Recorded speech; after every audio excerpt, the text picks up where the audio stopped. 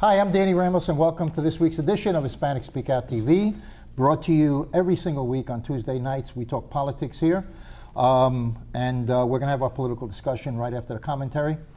And my commentary covers three things this week. Number one, Oreo cookies is no longer Nabisco. It is now made in Mexico, as you probably well know, and we lost 2,500 jobs because Oreo cookies has left the country. I don't know if they've given up their citizenship, but certainly when you go to the supermarket and you take that Oreo bag and you flip it, you will not see Nabisco products on that bag anymore. You will see a foreign-based company. Again, all those jobs have gone to Mexico, and we have, of course, another 2,500 unemployed in the United States because Oreo cookies is now the poster cookie for the loss of jobs in America. Okay, gun control. We have a big controversy going on gun control. I think that, of course, we should have thorough background checks for anybody buying a gun in this country, at least a 3-day time that we can investigate people's backgrounds and not just allow people to go buy guns. We should close the gun show loophole, which prevents people from buying guns on the sidewalk during gun shows. But we should not touch the Second Amendment. Stay tuned to a lively discussion about Sharia law and about what's going on with Hillary Clinton. We'll be right back. Mira, ¿dónde tú estás? Ya estoy aquí, mi vida. ¿Pero qué están tomando? ¿Pero por qué? Porque te traje lo nuevo y diferente, Taíno Light Boricua Beer. Y lo más importante es que es lo nuevo y acabadita de salir al mercado. ¿Y saben buenas? Claro, ambas cervezas tienen los mismos beneficios que una copa de vino, con menos calorías. La Boricua Beer 6%, fuerte pero con sabor. Y la Taíno Light 4.5% y es artesanal. Eso es. Somos familia, calidad y sabor. Visita boricuabeer.com. Hi, I'm Jose Miranda, and this is Hispanic Speak Out, brought to you each Tuesday at 9:30 on Bright House Channel 49. We talk politics, we talk Latino role models, we talk education. So please tune into the shows that we have that precede us and come behind us. A lot of things have been going on the last couple of weeks that has affected all of us in some manner, and it's not something that we can turn our heads with. I'm being joined by the Honorable Dr. Reddick from the University of Florida. Central Florida. Central Florida, and Greg Perkins from EDU TV, and Mr. Bill Carrington, author and a panelist. Let's start out with this serious subject, and we'll start with the concept of 12 police officers have been shot, 5 killed. 2 officers were shot today, 1 perpetrator, African-American, killed. A couple of weeks ago, 49 individuals shot and killed. 2 car stops, which resulted in what appears to be a questionable shooting because they're still investigating it, even though we have some evidence, at least visually, that seems to contradict the circumstances. My question to you, Doctor, what's going on here? Are we outraged at ourselves? Are we not controlling ourselves? Is the perception, what's wrong with the perception that we're seeing here? We are pretty close to a convulsive act on the part of a country, and that is the culmination of not only a number of what I would consider very poor judgment on the part of our law enforcement individuals. And it would do us well to remember that all of the revelations about the recent shooting have been a result of, from Rodney King to the most recent one, because of cell phone. As a 79-year-old black male who's lived here since Moses, this is not anything new for me. It is the first time that America done about. I understand having grown up here when there were no black cops at all. So for me, we're seeing it is almost a revolution in terms of people are horrified by the revulsion of what we are seeing, both in terms of the law enforcement people that are being shot, as well as what appears to be very poorly judged shootings that occurred. So at this time, we've got to step back from the precipice and try to get this under control. Doctors are examining. Doctors lose their license if they have a bad operation. Dentists if they don't practice good sterilization. Teachers if they screw up or they don't teach well. In my profession, they are out of the classroom. Whoever has ever heard of a cop being fired until something like this comes? Now understand that I'm stating to you, I was here when there were no black policemen, served on the police board. There were cops once upon a time, they didn't want to patrol in the black community. So what I'm saying in summary, gentlemen, we need to examine bad cops, and if they have some aversion to brown and black people, they need to be fired. If we have people that routinely disrespect people, we need to have some examination. We need to have some effort to get them off the police department as quickly as possible. And I think that we need to have people with courage, but with sensitivity. If I'm a scary cop and I'm going, with my pistol drawn on somebody that's reaching for his wallet, and we'll kill a man next to a woman and a child, come on, it does dishonor to the law enforcement people. So we got to step back from Are you saying that African Americans would not use violence even when they are with children? And we have statistics and numbers that show the high crime rates and stuff like that. Should we ignore that? Let me respond. African Americans respond disproportionately to African Americans. The reason I always respond when you invite me, African Americans have some concealed hatred about black folk. They've taken on the same racist connotation that white people about the homicides that have occurred in my lifetime since 1944 are overwhelmingly black on black. So I abhor the gun violence that occurs, whether it's black on black crime, black on cops. We need to return to some sensibility. And I want to conclude by saying, on the Brady Bill, I'm an Army guy. I know what it is to fire expert. I don't believe every gun nut should have a gun running around all over the world. And so that's my position as a legislator. I want to see more rules and regulation. I believe in the Second Amendment. I don't want to see slavery. If anyone doesn't want to see slavery anymore, it's Alzo Reddick. But we've got to have more regulation on our cops. We've got to have some regulation on the crazies with guns. So I understand, I want to make it clear, I am not advocating the repeal of the Second Amendment right. I'm saying we've got to have some governance on it. So I hope I've answered you. Yeah, and what bothers me about it, Jose, I think black people, and we talked about it, you're right, the stats are just not good. But here's the thing, right? I think there's a stat that says only 2% convictions when cops are killing people, man. When they're killing people, 2% conviction rate.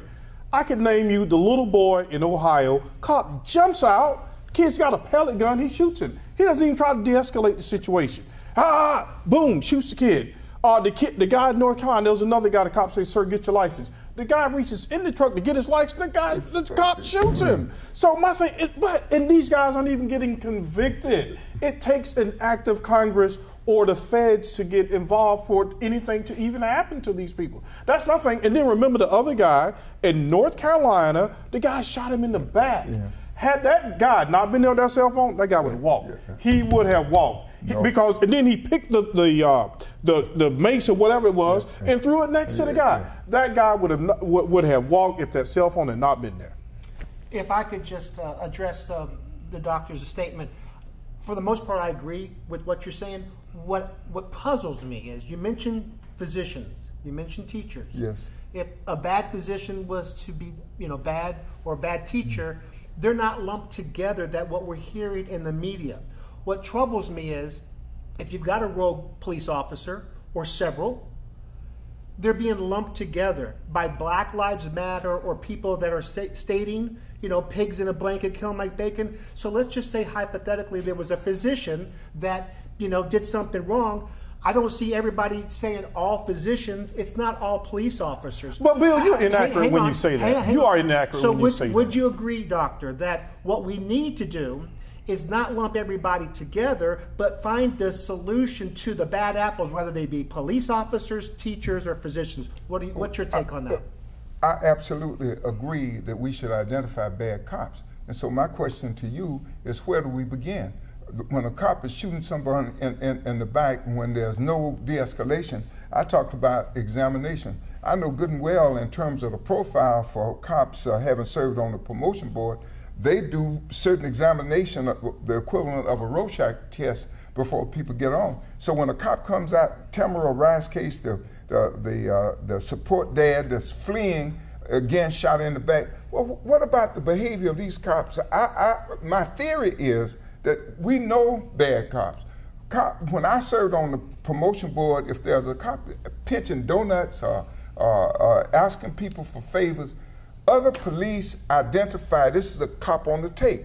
I believe that when there are signs of brutality and disrespect, other cops know it. So I do not believe, just as I don't want everyone to lump me with Mike Tyson or anybody else. That's so as an African American, I want black people to be judged on what Dr. King said, the content of their character. And what I'm saying to you about law enforcement, there are bad cops when they go shooting people, and we need to identify. It's like a cancer.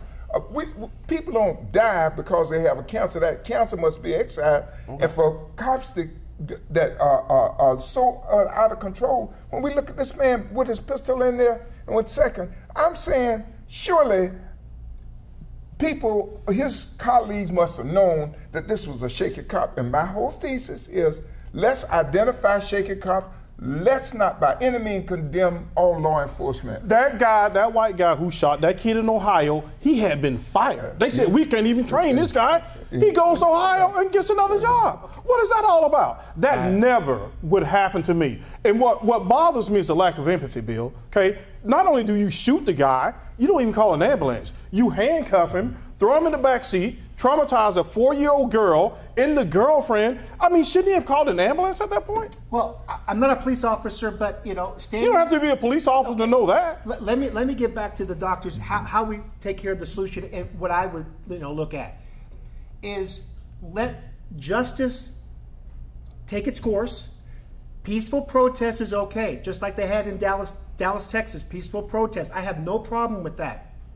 But when we start presuming guilt before innocence in a country where it's innocence before guilt, we're going to have a problem moving forward, in my opinion. I was around as a young person in 1968, so I've seen the chaotic injustice when people jump to conclusions and they say, it's got to be this way. Hey, Bill, what conclusion did you jump to when Rodney King was getting beat down? I'm sorry, Jose, let me get this point out, now be quiet. What conclusion did you jump to when it was videotaped, all these white cops beating Rodney King? What was your conclusion? Because he initially got off. The feds had to step in. My initial conclusion was over excessive police brutality when I saw it, but I was letting the justice system take its course, and I believe these folks, most of them were acquitted. They were acquitted. They were acquitted in Simi Valley. That's right. White Republican Simi Valley acquitted those cops. And so who are you going to believe? You're going to believe the tape or your lying eyes? They beat them. So you're suggesting possibly that we take the approach of guilt before innocence? No, I'm not saying. Okay.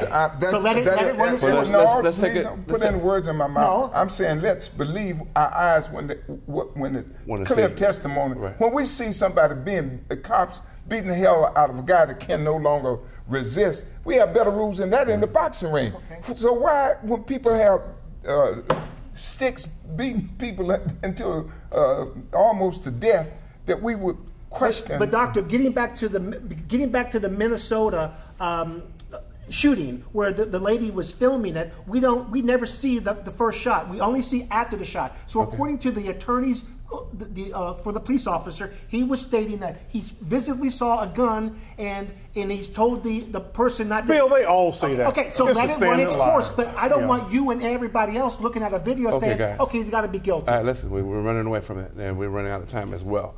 So listen, let's go back to a concept here. Black Lives Matter, okay?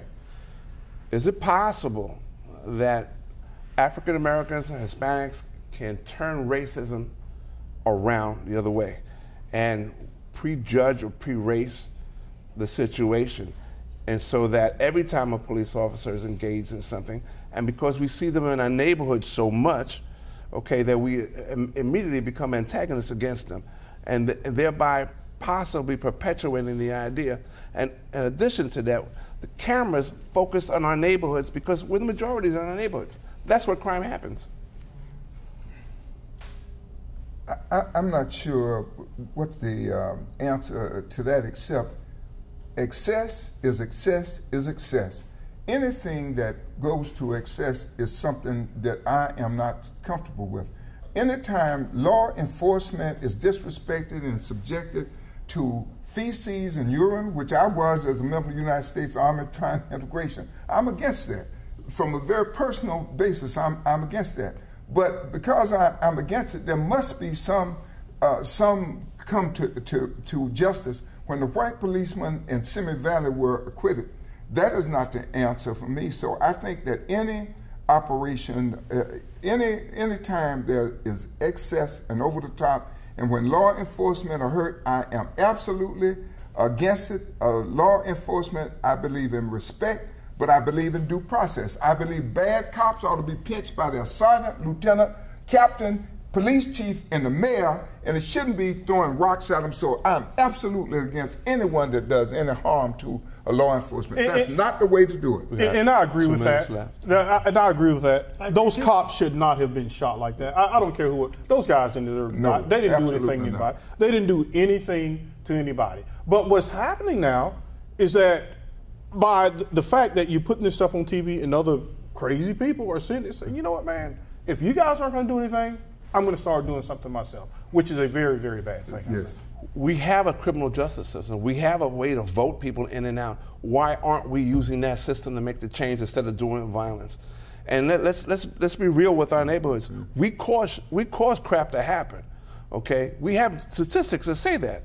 So what? Don't we have to change that mindset? Well, yes, I think that rather than the next B-35 bomber, why don't we try some reworking program? Why don't we teach all the guys that come back all buffed up from prison, why don't we teach them to be welders? Why don't we teach them to be roofers? Why don't we give them some opportunity so they can earn their way to society rather than selling females drugs on the corner? So in terms, do I believe in law and order? Yes, I believe in law, but I believe in law and order for policemen also. And when people go to prison and 90% of them are going to come back, let's give them a fair shot for earning their living and give them an opportunity to earn their livelihood and respect in the community. And they are in our communities, in the brown and black community. We know what happens to our guys. And so we know how do we translate people that can't vote, do not vote, and do not participate.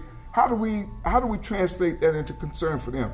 It takes programs like this and a committed citizenry to say, let's not spend all our money on football stadium and let's spend some of them in retraining programs. On that note, guys, I have to call in. Thank you so much for being here. Doctor, always an honor. Thank you, sir. And a pleasure. Stay tuned. I'm Jose Miranda. This is Hispanic Speak Out TV. We'll be right back. Hola Florida, introducing Boricua Beer and Taino Light Beer. Boricua and Taino Light are crafted beers that are rich in flavors and brewed right here in Florida. Taino beer has a crisp, refreshing Caribbean flavor style when enjoyed chilled.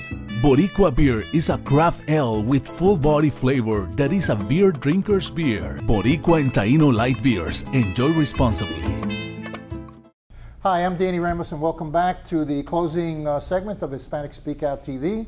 And we do our political discussion. We had a great commentary and discussion a minute ago with our guest from UCF, the professor, who explained his views on the racial tension we have.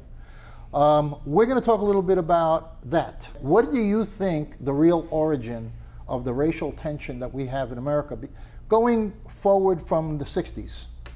Because we know what happened before that, okay? But there was a time of evolution, potential evolution. So what happened that the community had issues in evolving into American society? Why do you think that didn't happen? Well, during the 60s, there was volatility. Tremendous volatility. 68, 69. Then it seemed like we were starting to coalesce a little bit in the late 70s, 80s, and 90s. Then technology appeared with cell phones, the internet. So social media is out there. I'm not saying or suggesting that this violence didn't happen pre the Well, social media. you made an interesting point that I just thought of, and that is that during the 90s, we left the Industrial Revolution behind. Manual labor was left behind. Correct. And in the early 90s, the computer world took over. And what happened to those labor jobs that are still leaving the United States? You know, Oreo cookies had 650 jobs in Chicago, and they moved to Mexico. Those jobs are gone. And those were inner city Chicago jobs. Right. And that's part of the problem. But just real quick, and so I'll let the other folks talk, I believe that it seemed like we were coalescing, but we may not have moved the ball forward from the 60s to the present when it comes to race relations, in my opinion. Well, what do you think?